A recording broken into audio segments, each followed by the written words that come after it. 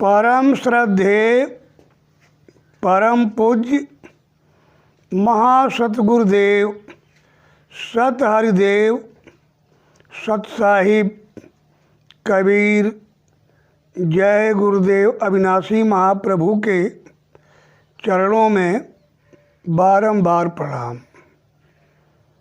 महामाननीय हमारे महानायक नेताजी सुभाष चंद्र बोस के श्री चरणों में बारंबार प्रणाम।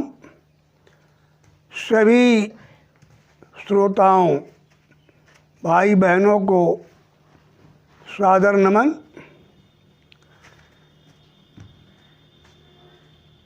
जो परलोक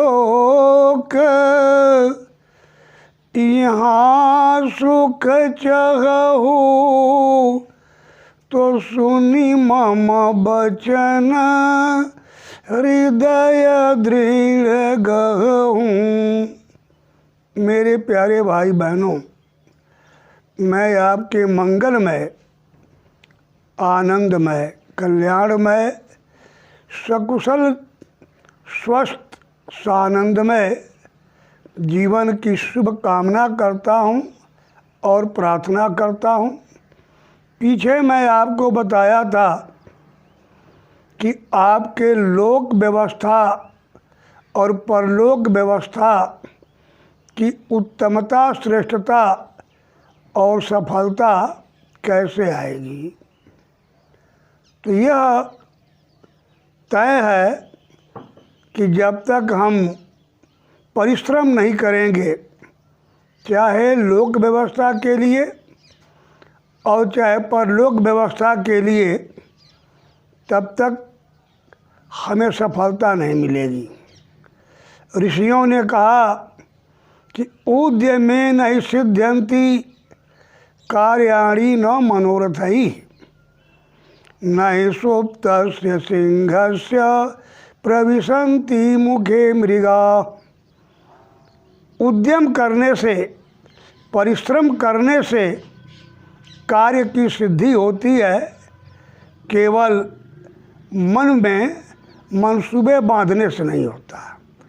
केवल हम कल्पनाओं में, इच्छाओं में उड़ते रहें तो नहीं होगा, जब तक कि हम अपनी योजनाओं को यथार्थ रूप में, कार्य रूप में नहीं बदलेंगे। प्रभु को पाना है तो भी स्वावलंबी बनकर सतगुरु साहिब के हिदायत के मुताबिक हमें तपस्या करनी पड़ती है, साधना करनी पड़ती है, और ऐसे ही लोक व्यवस्था की उत्तमता के लिए हमें परिश्रम करना पड़ता है। लेकिन हम कितना भी परिश्रम करें, परिश्रम के साथ हमें आशीर्वाद की भी आवश्यकता होती है। आवश्यकता आशीर्वाद की बहुत है, उसमें सिद्धि होती है, शक्ति होती है और हमको सफल करने में शक्ति मिलती है। कहा गया कि 12 पूत पिता के धर्मे और खेती बाढ़े अपने कर में। जब हम अपने उद्यम में परिश्रम करते हैं, मेहनत करते हैं और उसके साथ पिता का आशीर्वाद, गुरु का आशीर्वाद लगता है, तो उस कार्य में सफलता मिलती है। आशीर्वाद के महत्व को आप देखेंगे कि कर्ण जैसा महारथी कितना दक्ष अपने ज्ञान में था, लेकिन गुरु का आशीर्वाद चूक गया और वह सफल नहीं हुआ। तो हमें परिश्रम के साथ साथ आशीर्वाद भी चाहिए, और आशीर्वाद गुरु का। गुरु कौन है? जो हमसे जेठा है, एल्डर, बड़ी उम्र का, जो हमसे ज्ञानी है, विज्ञानी है, श्रेष्ठ है, जेठा है, हमारे लिए सब गुरु हैं, सब आदरणीय हैं। गुरुओं की श्रेणी 7 भागों में कुछ ज्ञानियों ने बांटा और कहा कि प्रथम गुरु पिता और माता, जो हैं रक्त बीज के दाता। दूसर गुरु भई वह दाई, गर्भवास की मैल छुड़ाई। तीसर गुरु जो नाम को धारा और लैले नाम गांव पुकारा। चौथा गुरु जो शिक्षा दीना, तब संसारी मार्ग चीन्हा। पांचवा गुरु जो दीक्षा दीना, राम नाम का सुमिरन कीन्हा। छठवां गुरु भरम सब तोड़ा, ओंकार से नाता जोड़ा।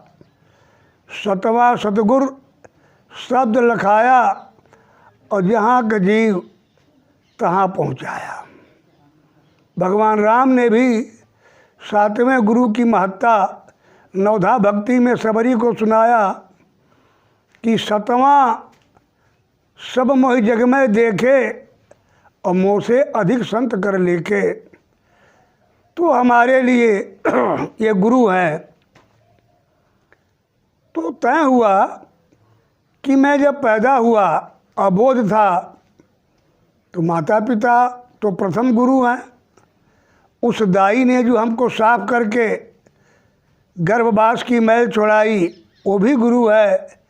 जिसने हमारा नामकरण संस्कार किया और वह नाम गांव के लोग पुकारे, वो भी गुरु है। चौथा जो हमको शिक्षा दिया और हम संसार को कुछ जानने समझने के लायक हुए। पांचवा जिसने दीक्षा दिया, मंत्र दिया और हमने राम नाम का सुमिरन किया। छठवां गुरु जिसने हमारे बंधन को तोड़ा, हमारी अज्ञानता को तोड़ा और ओंकार से नाता जोड़ा। सातवां गुरु जो हमको शब्द से जोड़कर, शब्द सिंधु प्रभु से मिलाकर हमारी जीवात्मा जहाँ से आई है वहाँ पहुँचाया। तो हम आज आपको प्रथम गुरु और अंतिम गुरु या सभी गुरुओं के लिए यही कहेंगे कि हमारे ऊपर माता पिता का भी सेवा भक्ति का भार और शेष है। समाज ने हमारे लिए किया है तो समाज के लिए भी सेवा है। और जो सतगुरु हमको प्रभु से मिलाप का रास्ता दिया है वो भी है। ये सभी गुरु वंदनीय हैं। और जब हम सबके प्रति आदर भाव, प्रेम भाव, सेवा भाव रखेंगे तो इनका हमें आशीर्वाद मिलेगा। आशीर्वाद में शक्ति है। इसके बाद हम अपने लक्ष्य के लिए मेहनत और ईमानदारी से परिश्रम करेंगे तो हमको उसका फल मिलेगा। तो लोक व्यवस्था भी हमारी ठीक होगी और परलोक व्यवस्था भी ठीक होगी। तो गोस्वामी जी ने कहा कि जो परलोक यहाँ सुख चाहो तो सुनी मम बचन हृदय दृढ़ गहूँ। अगर आप यह लोके सुखम भुक्त्वा चाहते सत्यपुरम जजऊ, अगर आप इस लोक में अमन चैन से प्रसन्नतापूर्वक सुख शांति के साथ रहते हुए अंत में अपने सतधाम निज स्रोत में जाना चाहते हैं तो आपके लिए गोस्वामी जी महाराज ने जो मार्ग बताया उस पर जब आप अमल करेंगे तो ये होगा। अब आपको इस लोक व्यवस्था के लिए धन की आवश्यकता है। स्वास्थ्य की आवश्यकता है, आशीर्वाद की आवश्यकता है। तो इस लोक व्यवस्था के लिए आज इस धन के पीछे लोगों ने चरित्र गंवा दिया, ईमान गंवा दिया, विचार गंवा दिया और नरकगामी होने का मार्ग प्रशस्त कर लिया। तो परलोक कैसे जाएंगे? यदि आप धनवान ही होना चाहते हैं तो परिश्रम कीजिए, अपने उद्यम पर मेहनत ईमानदारी से प्रयास कीजिए और साथ ही साथ धर्म को धारण कीजिए कि आपके ऊपर जो गुरुओं का सेवा भाव बाकी है उसको आप करते रहें, आशीर्वाद मिलता रहेगा।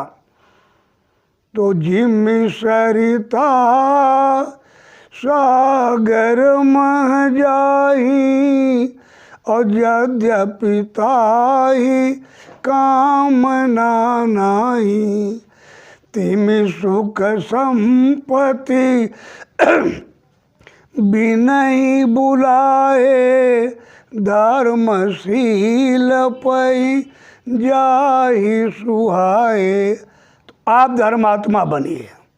धर्मात्मा के लिए कोई आपको कर्मकांड या कोई ऐसी व्यवस्था नहीं है। दया धर्म का मूल है। दया हृदय में लाइए, अहिंसा परमो धर्म। किसी भी जीव की हत्या न करें।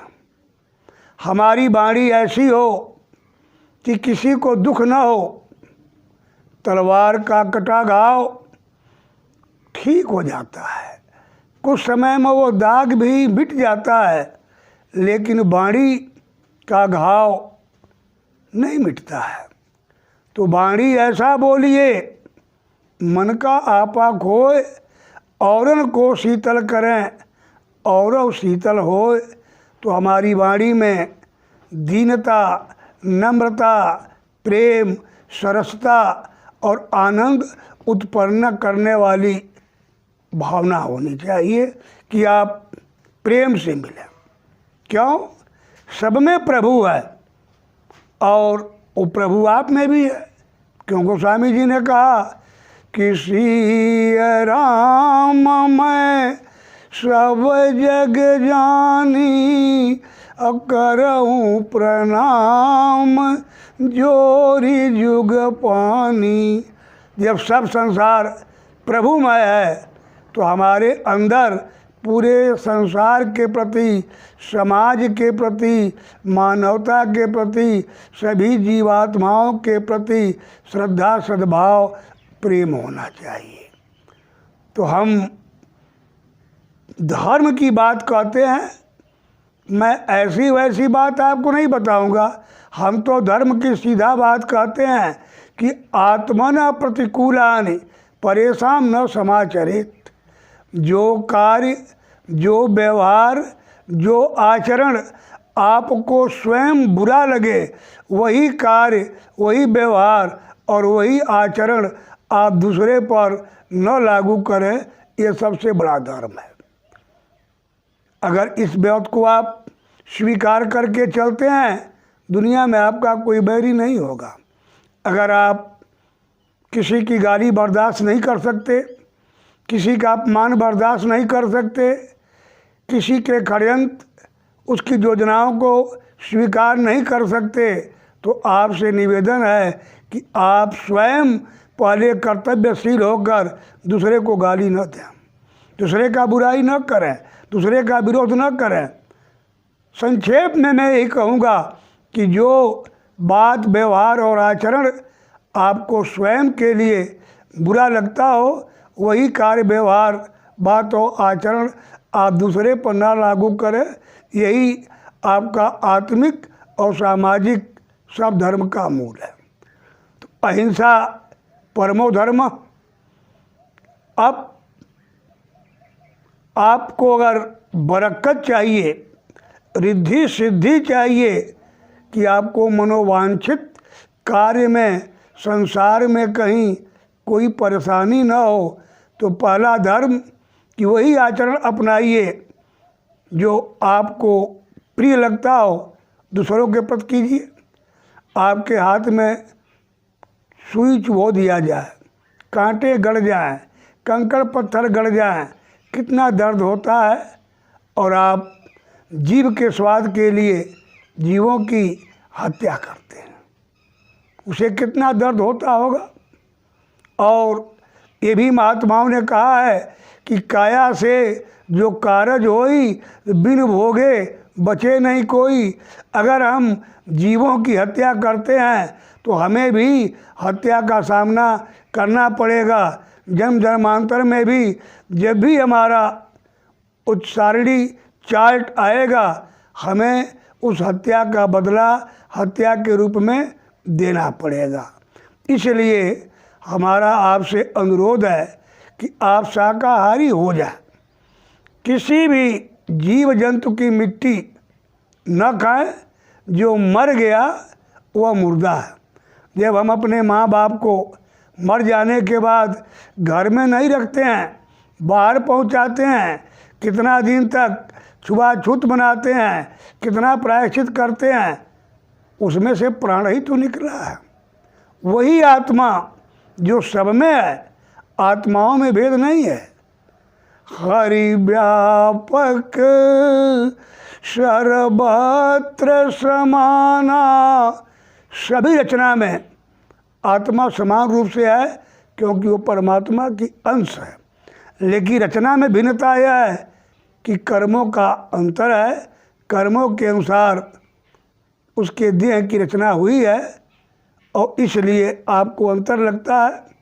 तो आप मेरी पहली प्रार्थना स्वीकार करें, जीवों पर हत्या न करें, दया करें और शाकाहारी, सदाचारी, सद्विचारी होकर अपने नैतिक कर्म को करते रहें।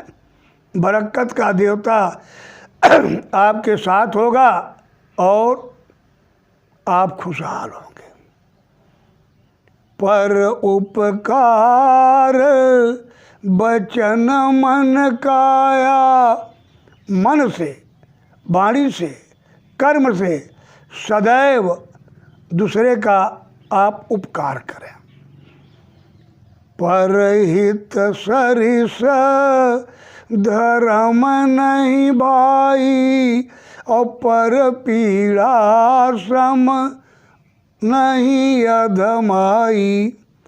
दूसरे को खुशहाल करना, दूसरे की सेवा करना, दूसरे के सुख में सुखी रहना, दूसरे के सुख का वातावरण बनाना, ये बहुत बड़ा धर्म महापुरुषों के द्वारा कहा गया। तो हम परोपकार करें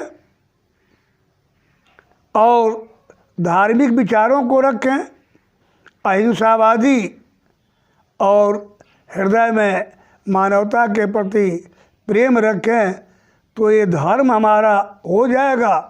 तो जो अभी बात कहा कि बाढ़ें पूत पिता के धर्म में, तो यह समाज माता पिता का आशीर्वाद मिलेगा तो हमारी वृद्धि होगी, बरकत होगी, रिद्धि सिद्धि मिलेगी।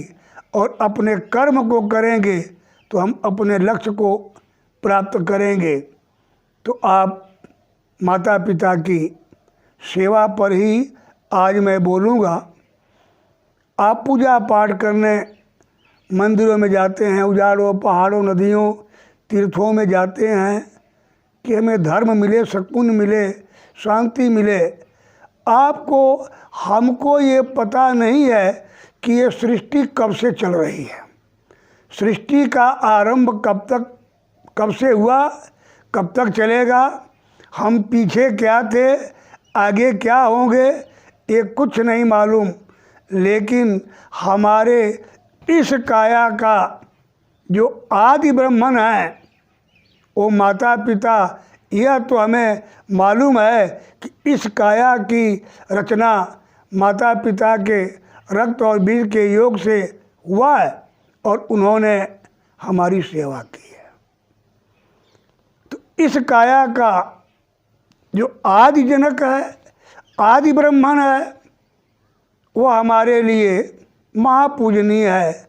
और हम माता पिता की अगर सेवा करते हैं तो हमारा धर्म भी सिद्ध है, आशीर्वाद भी प्राप्त है और हमारा कर्तव्य भी पूरा है।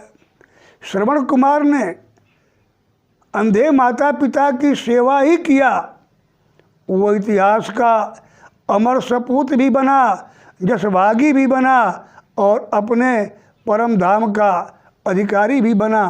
तो माता पिता की सेवा आवश्यक है। मेरे भाई बहनों, 33 करोड़ देवता हैं, 10 करोड़ शंभू बैराट, 9 करोड़ दुर्गा और 4 करोड़ अन्य प्रेतात्माएं आदि 56 करोड़ आत्माएं हैं जो हमसे पूजा की अपेक्षा रखते हैं। आपको कुल 96 करोड़ श्वासों की पूंजी मिली है। अगर जन्म के समय से ही हम पालथी मारकर मृत्यु के समय तक अगर लगातार सबकी पूजा करें तो हमारे एक देवता पर 2 श्वास का नंबर नहीं है।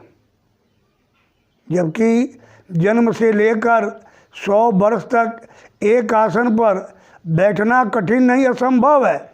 लेकिन अगर ये संभव कर लिया जाए तो भी हम एक देवता पर 2 सांस नहीं दे पाते। अभी हमको गायत्री मंत्र का जाप करना है। आप देखें कै सांसें लग जाती हैं। 12 मंत्र कृष्ण का करना है, कितने समय लग जाते हैं। कृष्ण के मंत्र को जाप करें, श्री कृष्ण गोविंद माधव मुरारे, हे नाथ नारायण वासुदेव। 3-4 श्वास लग गया। ओम भूर्भुवः स्वः तत्सवितुर्वरेण्यं भर्गो देवस्य धीमहि धियो नः प्रचोदयात्। कितने सांस लग गए। हम 100 साल लगातार बैठे रहें तो एक देवता के लिए 2 सांस का कोटा नहीं, और कितना लग जाता है। इन 33 करोड़ देवताओं की हम पूजा करना शुरू करें, कैसे कर लेंगे। अगर आप 5 देवता की पूजा करते हैं, 5 प्रसन्न नहीं हुए, लेकिन बाकी को छोड़ देंगे तो नाराज जरूर होंगे। एक ऐसा रास्ता निकाला जाए, एक ऐसा पूजा किया जाए कि एक ही के पूजा में सबकी पूजा हो जाए। तो गुरु पूजा में सबकी पूजा, जीव समुद्र में नदी समा जा।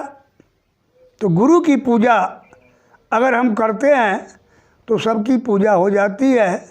तो आइए हम आज प्रथम गुरु पिता और माता के पूजा पर विचार करें कि क्या इनके पूजा से हमारे सबके पूजा हो जाते हैं। तो हमारे मनीषियों ने कहा है, पिता स्वर्गः पिता धर्मः पिता ही परमं तपः पितरी प्रीति मापन्ने प्रियन्ते सर्वदेवता। पिता ही स्वर्ग है, पिता ही धर्म है, कर्म है, हमारे तप के योग्य है, सबके योग्य है। अगर पिता प्रसन्न हो गया तो सारे देवता प्रसन्न हो गए। तो पिता की भक्ति तो बड़ी आसान। पिता के भक्ति के लिए तो हमें पत्रम पुष्पम फलम तोयम समर्पयाम भी नहीं करना है।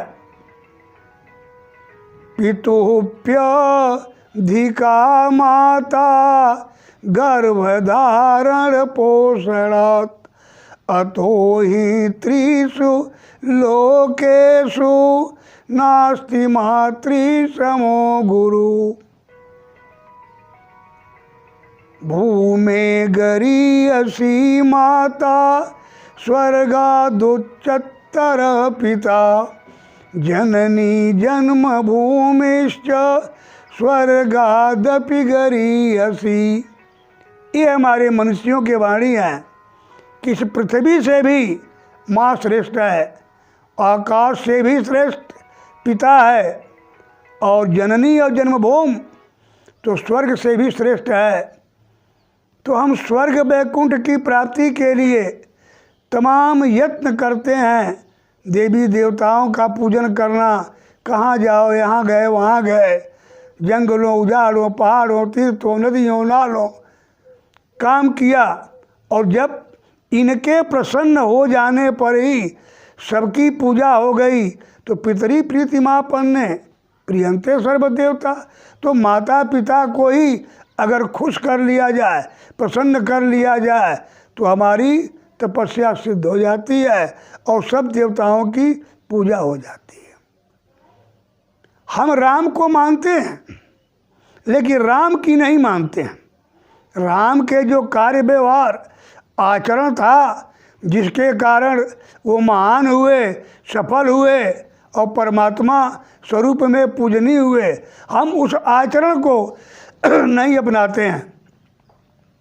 भगवान राम के आचरण में क्या था कि प्रातः काल उठ के रघुनाथा और मातु पिता ही गुरु ना वही माता। अगर आप माता पिता का चरण स्पर्श नहीं करते हैं, प्रणाम नहीं करते हैं, तो आपकी अन्य पूजाओं से होना जाना क्या है। इसीलिए आज मानव समाज धर्म के तमाम हथकंडों को अपनाने के बाद भी शांति नहीं महसूस कर रहा। जहाँ पूजा करनी थी, जो कर्म करना था, उसके परे हम अन्य कर्मों में लग गए। गोस्वामी जी ने आगे कहा है कि मातु पिता और गुरु की बानी अभी नहीं विचार करिया शुभ जानी। माता पिता और गुरु जो आदेश दें उसको श्रद्धापूर्वक बिना कुछ सोच विचार के अगर हम पालन करते हैं तो शुभ होता है। भगवान राम के जीवन का आदर्श पहलू क्या था कि आयसु मांगी करही पुर काजा और देखी चरित हर सही पितु माता। आपको पिता को प्रसन्न करने में कोई परेशानी नहीं, केवल आप एक मर्यादित जीवन में उनकी श्रेष्ठता को सामने रखकर चरण स्पर्श करते ही उनका दाहिना हाथ आपके सिर पर आ जाता है। माता पिता जैसा कौन उपकारी है। उसके गोदी में आपने टट्टी किया, पेशाब किया, उसने आपको कभी नहीं फेंका, कभी घृणा नहीं किया और आपको साफ सुथरा रखा। मोटा अन्न खाया, मोटा कपड़ा पहना, गरीबी को झेला, परेशानी को झेला, लेकिन आपको अच्छा कपड़ा पहनाया, अच्छा भोजन दिया। स्वयं शिक्षित नहीं रह पाया, नहीं पढ़ पाया, लेकिन आपको पढ़ाया। ऐसा उपकारी कौन होगा जो आपका मल मूत्र धोता रहा, गरीबी झेलता रहा, परेशानी झेलता रहा, अपनी सुविधाओं को टाल करके और आपको हर प्रकार से सुविधा देकर योग्य और महान बनाने का यत्न करता रहा। मैंने देखा है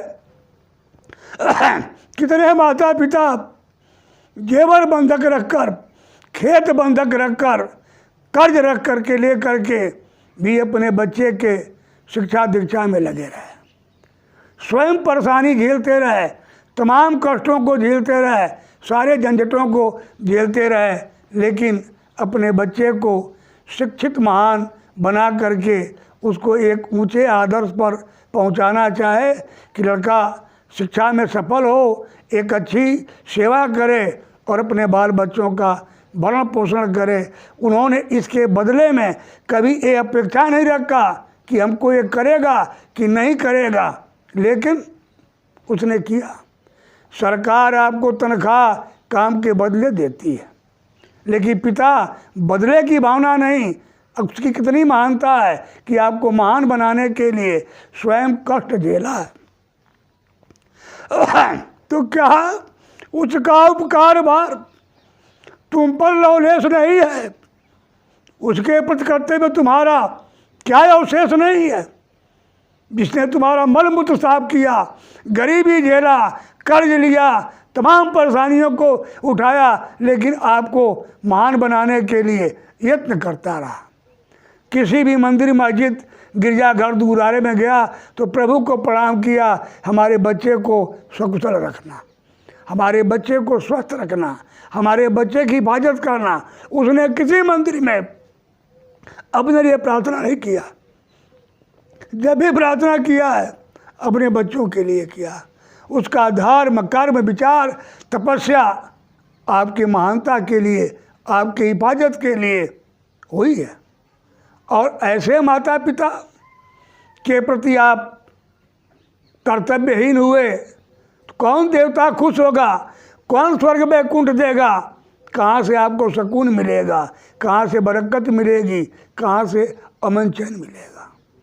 इसलिए अगर आप इस लोक को भी महान बनाना चाहते हैं तो श्रवण कुमार बनिए, माता पिता की सेवा कीजिए, उनका आशीर्वाद आपके साथ होगा, आप महान हो जाओगे। ये नोट करो कि अगर आप लौकिक पारलौकिक सफलता को चाहते हैं तो अपने जीवन के आदि ब्रह्मन, जन्मदाता, भरण पोषण करने वाला, पालन पोषण करने वाला, आपको शिक्षा दीक्षा देकर महान बनाने वाले उस माता पिता की आप सेवा करो। सेवा में कुछ लगाना नहीं, उसका आप श्रद्धा से प्रणाम करो, आशीर्वाद मिलेगा।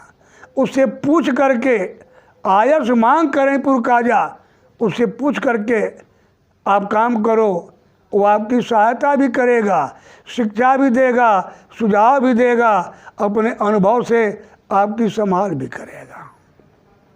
मेरे भाइयों, आप ये भी नोट कर लो कि यदि आप अपने माता पिता के प्रति कर्तव्यवान नहीं हुए तो कल आप भी किसी के माता पिता होंगे और आपने अपना कर्तव्य नहीं पालन किया तो नोट कर लीजिए, आपकी भी औलाद आपके प्रति वफादार नहीं होगी। इसलिए माता पिता की महानता के बजाय, वो तो आवश्यक धर्म है, लेकिन उसको भी आप दरकिनार कर दें तो अपने हित में माता पिता की सेवा कीजिए। आपके बच्चे देखेंगे कि हमारे पिता रोज़ प्रातःकाल माता पिता का पैर छूते थे, उनके अंदर संस्कार बन जाएगा, वो भी छुएंगे। हमारे माँ बाप माता पिता से पूछ के कुछ करते थे, वो भी आप पूछने लगेंगे। तो अपनी अगली कमाई के लिए, अपनी सुरक्षा और व्यवस्था के लिए आप पहले अपने कर्तव्य का निर्वाह कीजिए तो आपका कल्याण होगा। तो मैं यही कहूँगा कि माता पिता हमारे आदि ब्रह्मन, हमारे आदि रक्त बीज के दाता, और उनका उपकार हमारे ऊपर है कि जब मैं कुछ नहीं जानता था, किसी लायक नहीं था, तब से उन्होंने पाल पोस कर हमको कुछ करने के लायक बनाया। दफ्तरों में दौड़े, सुविधा शुल्क की ज़रूरत पड़ी, खेत बंधक रख के घूस भी दिया, फीस भी दिया, क्या क्या किया, लेकिन आपकी सफलता के लिए उसने कुछ उठा नहीं रखा। ऐसे उपकारी, ऐसे हितकारी, ऐसे कल्याणकारी माता पिता के प्रति अगर हमारे आपके अंदर वफादारी नहीं आई, पूजनीयता नहीं आई, सेवा भक्ति नहीं जगा, तो कोई भी देवता आपकी सहायता करने को तैयार नहीं मिलेगा, चाहे आप लाख करते रहें। जो अपेक्षा आप अपने बच्चों से करते हैं कि हमारा बच्चा बड़ा होगा, कमाएगा, हमारा भरण पोषण करेगा, हमारा नाम बढ़ाएगा, हमारी सेवा भक्ति करेगा, माफ़ कीजिए, आपकी अपेक्षा तभी पूर्ण होगी जब आप अपने माता पिता के अपेक्षा में सफल होंगे। जो अपने गोदी में लेकर बच्चों के प्रति आप अरमान रखे हैं, माफ़ करो, यही अरमान आपके माता पिता आपके प्रति भी रखते थे। इसलिए माता पिता की भक्ति परमावश्यक है। आशीर्वाद मिलेगा, सहायता मिलेगा, सहयोग मिलेगा, सुझाव मिलेगा, सब कुछ उनके पास है। और आज उसको आप नहीं करते। गोस्वामी जी ने आगे भी कहा कि मातु पिता गुरु नहीं अनुरागे, तो परमारथ पथ विमुख अभागे। जिन्होंने अपने जीवन में माता पिता को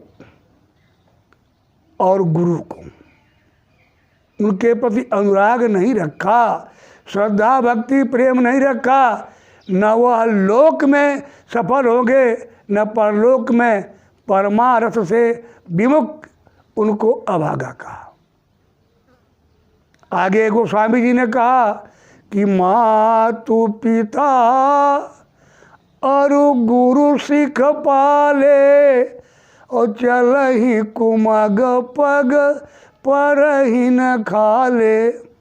माता पिता के आदेश का पालन करने पर वहाँ बुद्धि मत लगाइए, क्योंकि वह अनुभवी है, ज्ञानी है। एक पिता के 5 पुत्र थे, पांचों आपस में कलह करते थे, आपस में बंटवारा की बात करते थे। उसने कहा कि एकता में शक्ति है, एकता में सफलता है, एक रहो। बच्चे नहीं सुनते थे, लेकिन पिता ने कहा ठीक है, तुम लोग एक एक लकड़ी लाया और कहा इसे तोड़ो। लोगों ने तोड़ के फेंक दिया। कहा कि अब एक एक लकड़ी लाओ और 5 की गट्ठर बनाओ और उसे तोड़ो। नहीं टूटा। तो वहीं शिक्षा दिया कि जब तुम एक रहोगे तुम्हें कोई तोड़ नहीं पाएगा, कोई नुकसान नहीं पहुंचाएगा। बंट जाओगे तो कोई भी तोड़ देगा। बच्चों में ज्ञान आ गया। माता पिता की उपयोगिता यह है। एक पिता ने कहा कि खेत में सोना गड़ा है और आप लोग सोना निकाल लो, इसकी खूब गुड़ाई करो, जितना घास फूस अवांछित चीज़ें हैं निकालो। लोग निकाले। कहा पिताजी कहीं सोना तो लगा नहीं? कहा इसी में गड़ा है, जब पानी चलेगा हो सकता है ऊपर आए। लोगों ने पानी चलाया, नहीं दिखाई दिया। कहा फिर अच्छी गुड़ाई करो। गुड़ाई के बाद कहा इसमें बीज डाल दो। बीज पड़ा। कहा कि सोना दिखाई नहीं दिया। कहा दिखाई देगा, इसकी सिंचाई गुड़ाई करो, उसी में से निकल ही आएगा। फसल तैयार हुआ, कटा। लोगों ने कहा सोना तो नहीं मिला। पिता ने कहा गेहूं को बेच के सोना ले लो। तो माता पिता हमको अपने उपदेश के द्वारा, ज्ञान के द्वारा हमको हमेशा बढ़ाते रहते हैं। तो मैं आपसे ये निवेदन करूंगा कि जिसने आपका मलमूत्र धोया, कर्ज लेकर, संकट झेलकर, पढ़ा लिखा कर महान बनाया और आपकी महानता के लिए मंदिर मस्जिद गुरुद्वारों में शीश झुकाया, मेरे भाई बहनों आप इस ऋण को चुकाओ। अपनी भक्ति को कमाओ और धर्म को बनाओ और माता पिता को परम गुरु मान करके उनकी सेवा और भक्ति करो।